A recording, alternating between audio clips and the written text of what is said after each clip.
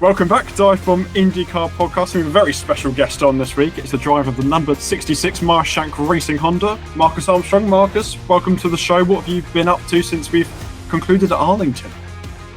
Yeah, thanks, man. Good to be here. It's been a bit of a catastrophe getting out of Dallas. I'm not in Dallas now, but I had to stay there till what's today? Wednesday? Yes. Yeah, so I got out of there yesterday afternoon, because the weather was crazy. Like the winds were super strong, and there was about 1,000 cancelled flights. And I just couldn't get out of town, so I had to stay there, and it was chill though. I mean, we found a place with a good gym, and that's all I need, really. I'm a pretty simple guy, so a good gym and I'm happy. When did you get back? Yesterday evening. Yesterday. Yeah. Wow. All right. Don't envy that. But looking at Arlington kind of more as a whole, I know it was a difficult race for you. You ended up with a top 10 finish, but what were your kind of reflections of your race, as well as kind of the event as a whole? Because I know most people seem kind of pretty impressed with how it turned out. Yeah, it was not a great Sunday for us. Before the race even started, we had a puncture, so we were sort of doing the formation laps, and it was obvious, because we have tire temp sensors, tire pressure sensors, and all that, that my right rear was deflating slowly. So I don't know exactly what happened.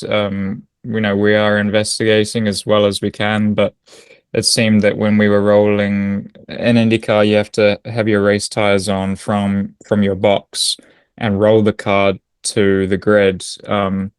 And we think that potentially it got cut just rolling there. So normally we have toe tires that will push the car to the grid and then put our race tires on when we're there during like a practice or a qualifying session, but the rules are different for the race, so we think that's where we picked up a cut.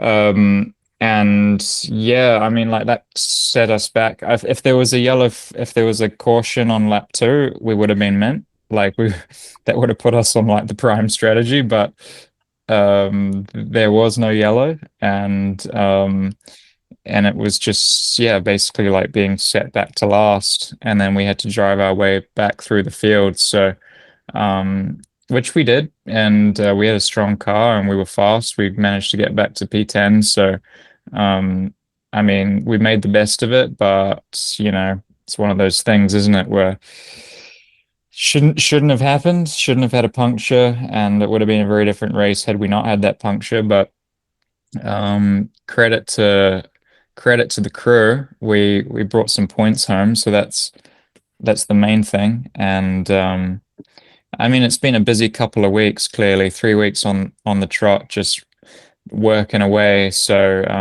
IndyCar racing race weeks are very taxing, a lot of work, strategy meetings, engineering meetings, simulator, and then that's before we even go to the race. So it's busy when we have back-to-back races, but I love it. It's part of the job, and it's cool that we're so busy this year.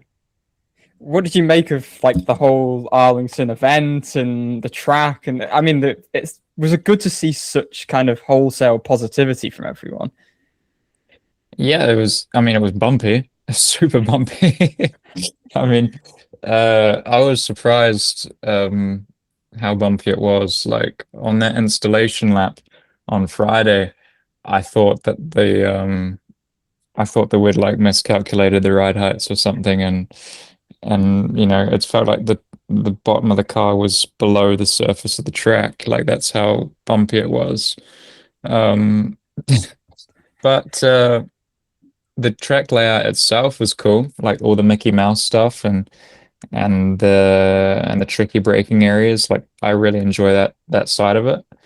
And the event itself was pretty sick. I mean, like, we had a lot of cool people there. I got to meet Jerry Jones, which are you guys American? No, we're British. Yeah, man. it didn't even register. Jerry Jones is the owner of the Cowboys, and if you're an NFL fan, he's the guy. So I told him, oh man, it was so cool. Like I got to shake his hand, and I was like, I think you should really sign Max Crosby. Um, and I won't tell you what he said next, but he took my suggestion, and he's gonna think about it. But it was cool. I mean, like cool people there. Nice, what do I see? I see the airport, I see the track, I see the hotel normally, and those three things are pretty good. So yeah. Well, I wanted to ask you about the NFL, but that leads us on nicely because you seem to be like the biggest NFL fan in the IndyCar paddock. So was it something you were interested in before you came to America, or is it something you've kind of just picked up when you moved? I started watching the NFL many years ago, actually, because in New Zealand it's like the perfect time to watch. Like in the middle of the day in the summer is when the NFL is live in the US. And the first game I watched was the Patriots versus Falcons Super Bowl. Would have been like maybe 2017, I think. And that's when they made the comeback, the biggest comeback in the Super Bowl history. So I was like, this is the coolest thing ever. And then when I was living in Italy, my good friend Gianluca Pesikov was a big Steelers fan, so we would watch the NFL together, and I just love it. It's kind of like a very glamorous rugby, you know. You guys being from the UK, you'll be familiar with rugby, and in New Zealand, it's our biggest sport.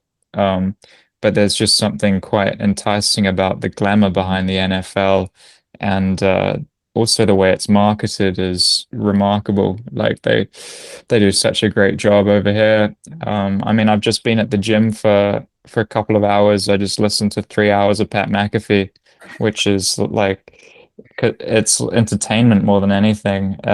So that's how I get most of my NFL gossip. Now, regular listeners of the show will be glad to have you on because we have a running theme which you'll be very familiar with called the Armstrong Ability. Now, I'll explain it to you a little bit further, but just before, do you have any guesses as to what it might be? The Armstrong Ability? Yes. Geez. Would it be? Please don't tell me it has something to do with planking. No, it's to do with racing. It's just to do with racing. Okay. No, I decided not to include any plank questions because I guess you're probably sick and tired of it. That's been the flavor of the month. No, enlighten me. What's the Armstrong Ability? So it became a thing last season because of your consistency. So whenever like the race finishes, it's always obviously IndyCar races are kind of pretty frenzied and mad. And you kind of look through the results and you kind of don't register what happens in like the lower end of the top 10. And it seemed whenever we looked at the results, you were just kind of always there. And I know you actually voiced your displeasure at the fact you thought you could have done better. But what is the secret like behind the Armstrong Ability, as we've coined it, and kind of the consistency that you did find, particularly as last year went on? Because, I mean, towards the end of last season, it was basically top 10s every week for you. So, yeah, how did that kind of become a thing last year? I mean, what do you call the Paloo then? What's the Paloo ability? I mean, like that's going to be. He gets spoken about every week, so we don't need to call it anything. It's that's Alex Palou. That's beyond description. Like you need a thesaurus now, and even that's probably not doing the job, to be honest. Yeah, no. In fairness, we are consistent, and that's cool. Consistency is great. It'd be nice to be consistently on the podium. That would be pretty sick. And we're getting there. And trust me, we're getting there. But for the time being, yeah, we are just consistently in the points. But I mean, in the top 10, I think we do as a unit, as a team, we do a lot of work on understanding the rhythm of the race. So we have so many strategy meetings through the week just to make sure that we're all on the same page, and probably more so than anything, it's for me just to understand how the race should be driven, because one thing about IndyCar racing is, history often repeats itself, and that's largely because the cars barely change from year to year, and the drivers also are there for a long time. Like the advantage of being, willpower. He's seen he's seen the strategy of Phoenix 500 times before. Like that's just the reality of being experienced. So for a younger guy like me, it's important to understand just the rhythm of it. And Dixon's an absolute master at that. He understands the strategy and how to race the race on lap 3, just by reading the situation. So we've done a lot of work to try and speed up that learning process for me, and just so I can maximize what we have on the day. And I enjoy that. I feel like I'm a bit more of a intellectual racer than, I don't just go balls to the walls, and I like to think about it, and it's almost comforting to do homework, even though it wasn't back in the day. But yeah, I think that's probably a secret to our consistency for the time being. And I also have a great car. Like my engineers, they give me a great car every single weekend. And I mean, that can't be overlooked. That's a fundamental piece of it. So I don't know if I've answered your question, but hopefully in a year you'll be asking me I don't know what the new Armstrong Ability would be, but what the name could be. Open to Hopefully it's on the suggestions. podium.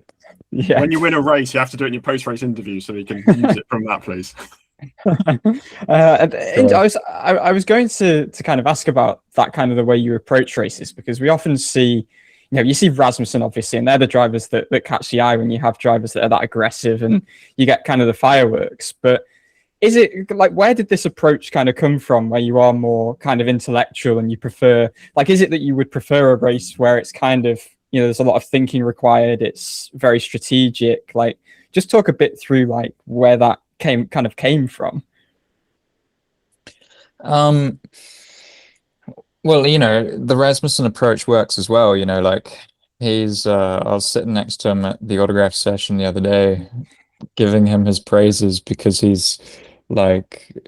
drives the wheels off it. It's brilliant. It's brilliant to see. And I have a lot of respect for him. He's doing a great job out there on ovals for sure. I suppose I've been very lucky to be exposed to Scott, like I told you, Alex as well. Dario Franchitti, he was a driver coach of mine at Ganassi, and also Felix. So I think that I've been surrounded by great people from the beginning here in America, and they've taught me that. They've sped up the learning process. I'm very grateful to have those teammates, because you pick up so many things, and there hasn't really been any egos in the room. So that's probably where it comes from. It's probably from where it stems from.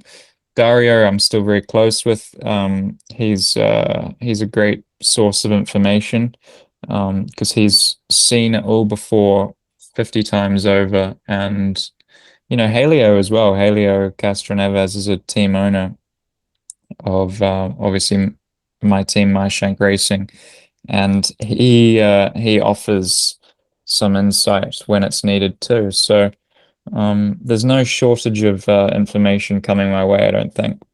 I mean, there's no point me asking about what it's like to work with Dixon, because obviously he was a hero of yours and you're going to say it was amazing. But like, how have you lent on him? How do you continue to kind of lean on him? Because I think from the outside, I guess there are similarities in the way that he quite quietly goes about his races. And again, that kind of intellectual thing that you mentioned in terms of similarities. So have you like tried to emulate him at all in terms of kind of your style, or just how have you kind of lent on him over these few years? Yeah, I think we all have. I mean, Alex would say the same. Like, we pick up so many things from Scott. Even, he's always the first guy you ask, what his opinion is on the car. We obviously still work together with the technical collabs, so he's the first guy that you want his opinion on, as well as just looking at data from pre-practice one or the warm-up or whatever. So we'll he doesn't exactly give you all the information. You need to ask for it. You need to dig through the data to find it. But I really like his approach. I even like the fact that he's not on social media much. If it was up to me, I wouldn't have social media at all. In fact, I have two phones now. I have one that I have social media on and one that I don't, because it's like I don't even want to know about it until I need to. So his approach is cool, and it's a Kiwi thing too. I mean, Scott McLaughlin is pretty chilled as well. Tom Blomqvist was in the series a couple of years ago. He's one of the coolest cats around. So I don't know, maybe it's in the water. We claim he was British though, unfortunately, so I'm not sure you can have Tom. Oh, wait till you hear him talk though. He's got the most Kiwi accent. Oh, I know. We spoke to Chip Ganassi coming into last year, and he's obviously you have the existing alliance, but he very much said that as a driver, you are still very much part of Chip Ganassi Racing. So just kind of like, what is your status from kind of that standpoint? And obviously the child situation kind of forced your hand a little bit, but do you still feel very much a Ganassi driver as you do a Meyer Shank drive, for example? Well, yeah, like I said, I've got great people around me. Like Mike and Jim are super supportive. Like Mike's been the lead investigator for this puncture situation we had on Sunday. Almost like watching an episode of Brooklyn Nine-Nine. He's on to it. As well as Jim being the CEO of Enthusiasm. I think it's such a cool team. I'm still close with all the Ganassi guys as well. So yeah, Chip's a great source of inspiration as well. But yeah, I mean, like, it's just one of those situations where, yeah, we kind of are aligned. Obviously, we have the technical alliance between the two organizations. I'm very lucky to have maintained my engineer, Angela, from my my second year in Ganassi. And it's been a very seamless transition, really. Like, she came with me, and I know the engineers so well. So them coming to MSR with me, I think, was probably easier for me than it was for Felix, who had already been with MSR, because he had a complete engineering overhaul. So yeah, so far it's been great. And weirdly, I always remember speaking on the podcast about the first time that you went to a track for the second time. I think it was the Indy Road Course, I guess, in 23. You kind of seemed a lot. I don't know if can you remember? I feel like you qualified particularly well the second time you went to the Indy Road Course, and that just kind of struck me as okay, like a good marker of progress at the end of that first year. So I guess if you look kind of year by year in your IndyCar career, I guess particularly the step you made 24 to 25, like how do you feel you've developed as a driver each season? I know you've kind of touched on bits and bobs of it, but are there any kind of specific things that you feel like you've kind of really grown on? Yes, totally.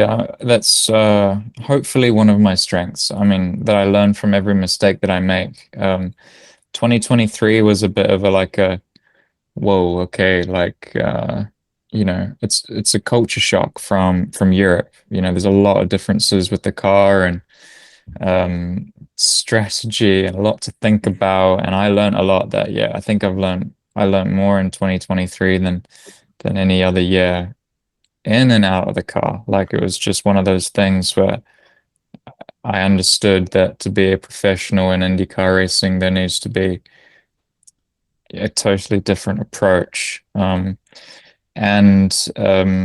2024 we made good strides. I think 24 was better than what people would realize relative to 25. Like, towards the end of 24 we were, I I think we had a bunch of top fives and we were in it. We just didn't have the consistency. And then in 25 we had the consistency but not the peaks. So this year we want the peaks and we want them consistent. But yeah, I just don't want to make the same mistake twice, like and it's cool that we get to race the same tracks that basically don't ever get repaved. So it's like you sort of arrive this year at the same point that you finished the previous year, and you're just constantly evolving. So yeah, I don't know if I've answered your question, but I hope that I'm just always getting better. There's always something to work on, and IndyCar racing exposes any weakness you have as a driver, like whether it's strategy or just raw speed or racecraft or your engineering knowledge ability. It exposes any of that. So there's always something to work on. Even if you're Alex Palou winning every single race, there's always something to work on because there's just so many elements of the sport. So, yeah.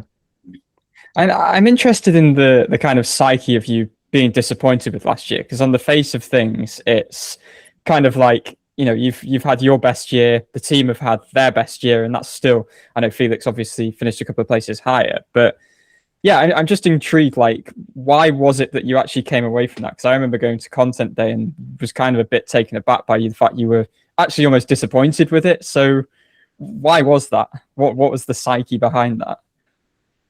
But the psyche behind the disappointment of last year? Yeah, because like on the face of things, I think people kind of thought like that's a brilliant year, but you almost seemed on content day a little bit like, not having that. I can't be too happy, like we need to be winning races before I can be properly happy. But no, yeah, it was certainly progress, and I can't be disappointed with that.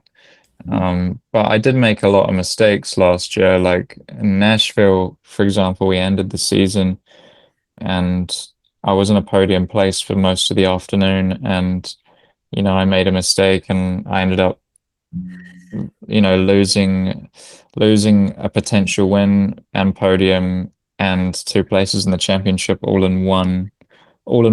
So it was kind of like, all right, maybe we have a lot of work to do here. But yeah, I just want to be up the front with Alex. I want to be fighting him for a championship. That's the target. And until I'm there, I'm not going to be too satisfied. I mean, I probably sound very pessimistic right now, but that's the truth. And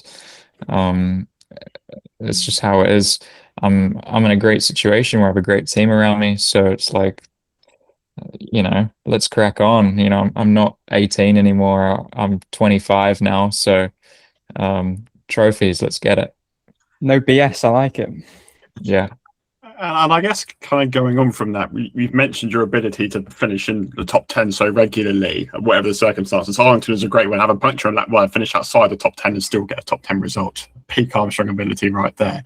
But as you say, it's clear you want more top fives, more podiums, etc. So what do you think you kind of need to do to start converting those top 10s into top fives and podiums on a more regular basis? Is there anything kind of you've said that I need to work on this throughout the year? Yeah, well, qualifying at the front is certainly a big thing, which we have been doing, to be fair, in the last 3 races. But we obviously had that puncture in Arlington, so we effectively started last. But qualifying at the front, that's a big thing. It's easier to win a race if you're starting inside the top 5 or 6. And I think that is one of the main points of focus. Ovals are, it's one of those things where I feel like we're getting there. We're sort of understanding it, and also the way that the strategy is played is quite different on an oval as well. So every time I do an oval, I think I've only done, I don't know, maybe 10 ovals in my life, but every time I do them, I do one, I learn so much. So it's kind of like that's common. But yeah, qualifying at the front is a big one, and then just doing the obvious things right on Sunday afternoon. And as you said, ovals were a completely new experience for you when you came into IndyCar, and obviously you kind of skipped them your first year. But I do remember the video of you at the Indy 500, kind of just seeing everyone go through turn one and being a bit mesmerized by it. So, kind of after that moment, how did that kind of transition shift into wanting to do oval racing from when you weren't doing it? And kind of now, what do you think of it as a discipline? Because we've always been pretty impressed with how quick you've been on ovals. Generally, the results are pretty strong, like Iowa for last, even Phoenix obviously had a really good run. So, just kind of, just take us through kind of your oval racing journey and just kind of how much you like it now as a racing style. Yeah, it's pretty cool. I feel like it's more instinctual. You have to follow your intuition because there's just the balance changes so much. The car balance changes so much through the course of a stint, with your fuel load decreasing as your tires wear. You also have, all your tools that you can play with throughout the race. So and also the track evolution changes, I would say, more than on a street course or a road course through the race. So it's kind of like constantly evolving. And you can't be too smart with it, sort of thing. You kind of need to just trust yourself. That's my perception at the moment. Perhaps in 2 years from now, I'll have a very different answer. But like I said, every single time I do it, I learn something. And also when we do a test, it's there's always something to be learned.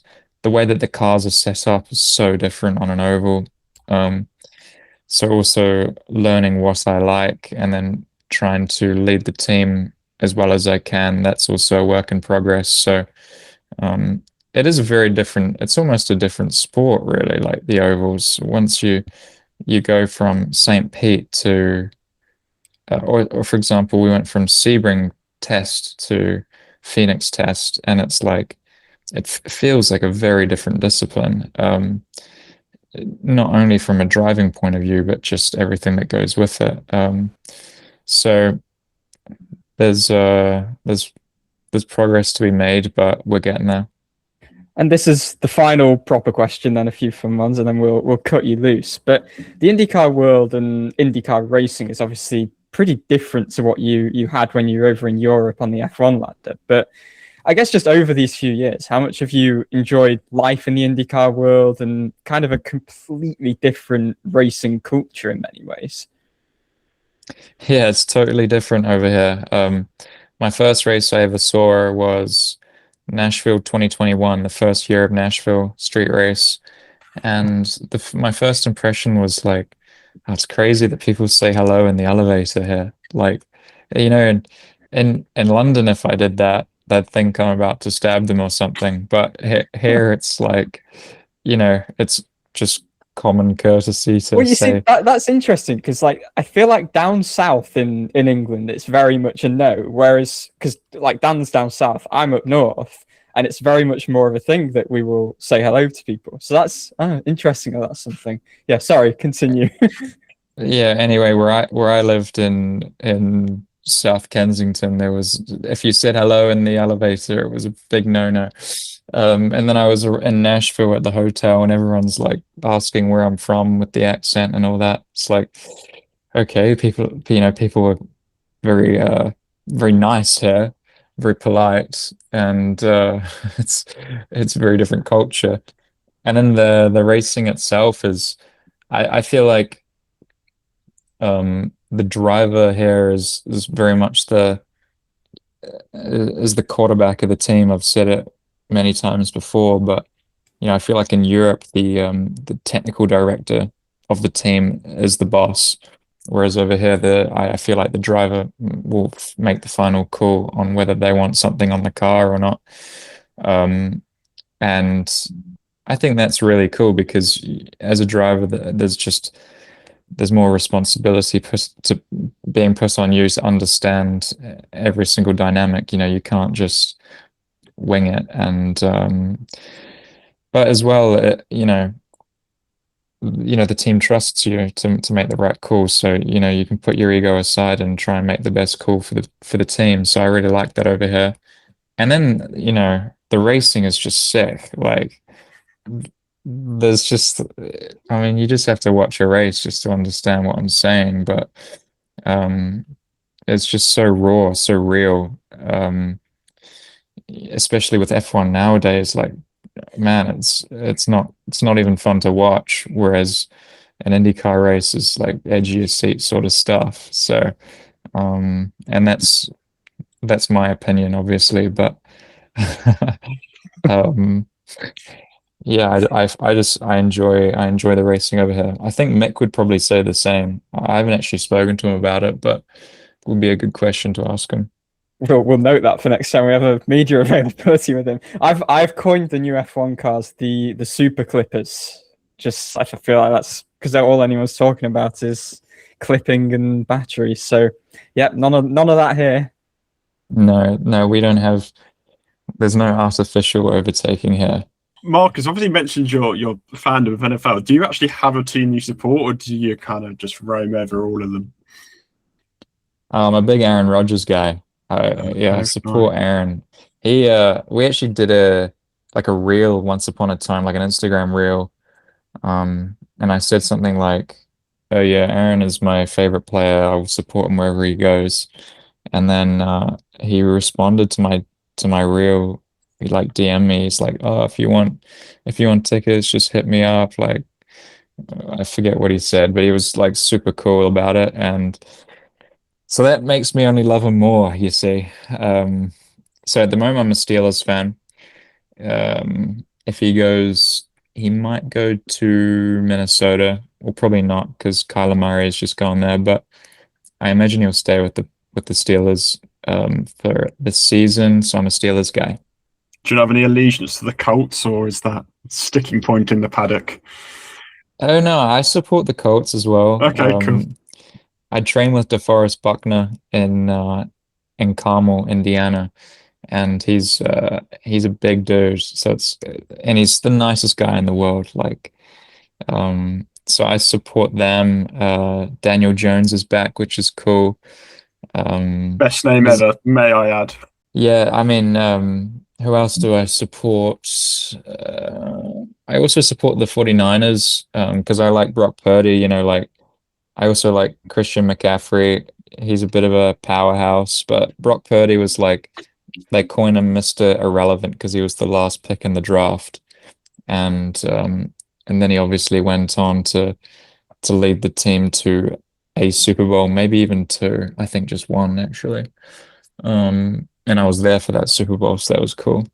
The eye you have for the sport is kind of nuts, especially because you say you didn't get in, you've maybe been into it for like a decade or so. Like, how did that develop? Because I've been a casual watcher, flew into Tampa in 2016, and from there became a Bucks fan and kind of loosely follow it. But I still get really confused. So how did you develop such like an analytical kind of eye for it? Because whenever there's videos of you speaking about the NFL, it's like, just put him on the Fox broadcast.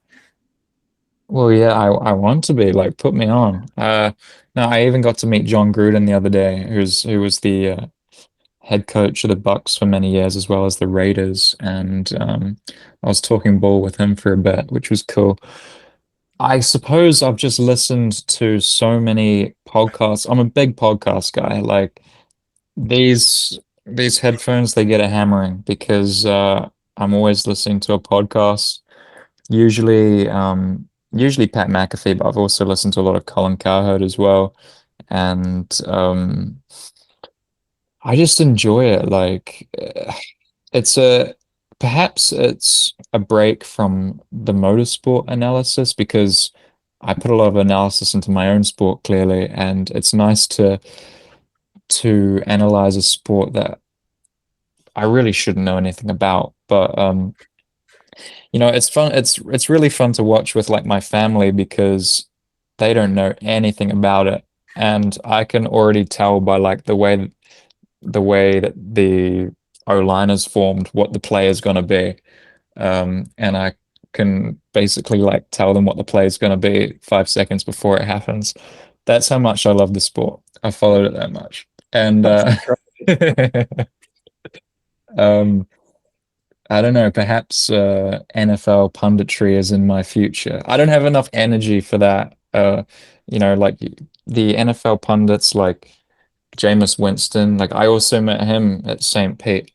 I don't have that sort of energy. Like I could not do that.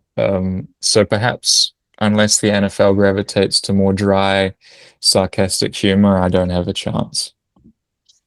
So, Marcus, you've been said before to follow a vegan diet. So, I think we'd quite like to know what would happen in the Indianapolis 500 if you were to win. What's the situation there?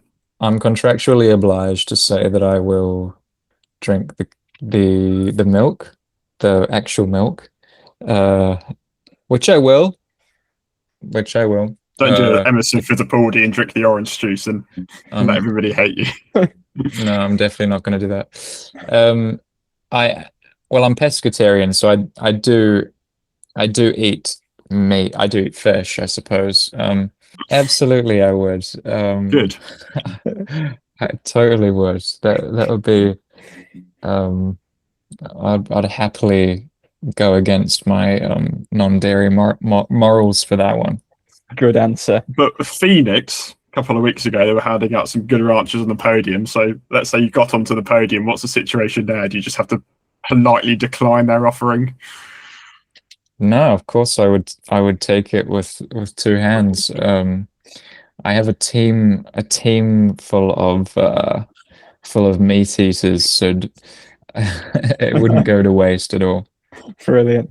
And just finally, we like to have all of our driver guests add 2 songs to our IndyCar driver playlist that we have created. So what 2 songs would you like us to add for you? What 2 songs come to mind? Your favorite 2 songs? Fire away. All right. I Don't Dance, High School Musical, and The Climb by Miley Cyrus. There we go.